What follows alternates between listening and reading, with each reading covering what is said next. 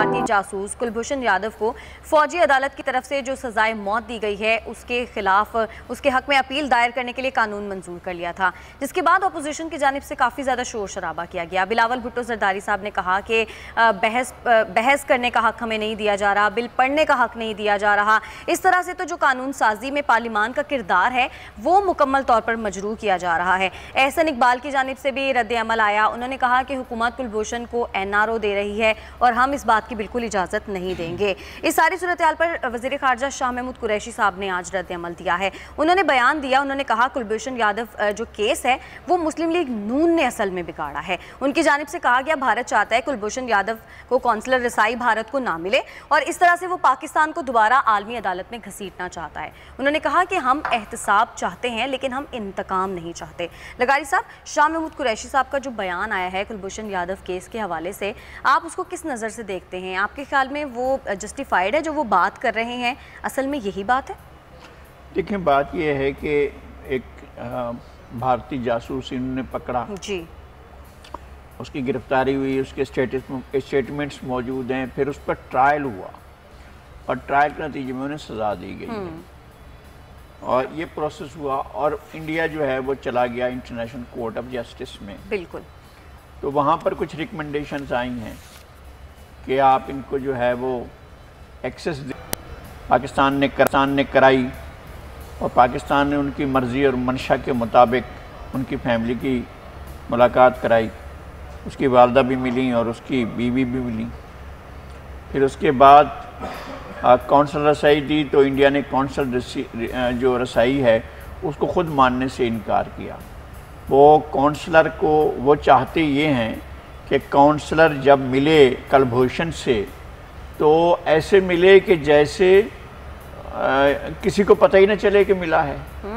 यानी ऐसी मुलाकात जिसमें किसी को पता ना चले। तो क्या ऐसे में क्या ये नहीं कहा जा सकता है कि कौंसलर जो है अपने साथ एक जहर की पुड़िया ले जाए, कहे कि यार इसको खा लो, पाकिस्तान के गले में मुसीबत पड़ेगी? हो सकता है, बिल्कुल हो सकता है। और यानी आप जाते हुए आप उसको मिलने के लिए जाना चाहते हैं और ये चाहते हैं कि कोई और मौजूद ना। दुनिया भर में कैदियों के लिए और इस तरह के संगीन जराइम में मुलविस कैदियों के लिए जहाँ वो कैद होता है वहाँ की इंतज़ामिया, जेल इंतज़ामिया जो है वो तो लाजमन वहाँ मौजूद होती है ताकि आपकी मुलाकात को ऑब्ज़र्व करे और आपकी गुफ्तगू को ऑब्ज़र्व करे।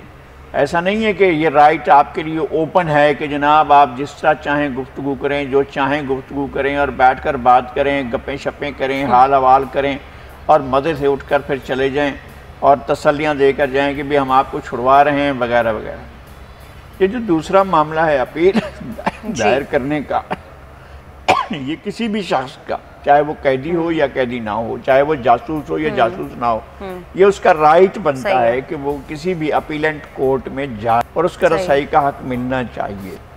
खुद पाकिस्तान में क्या ये ऐसा है कि सुपीरियर कोर्ट्स में या किसी और कोर्ट्स में मिलिट्री कोर्ट्स के फैसले चैलेंज होते हों या वहाँ पर उनको रसाई होती हो लोगों को, और सुपीरियर कोर्ट जो हैं क्या इंडोर्स करती हैं उन सज़ाओं को जो हमारी तरफ से? देखें, जो सहूलत पाकिस्तान के लोगों के लिए होगी वही सहूलत दूसरों को भी हम दे सकेंगे ना।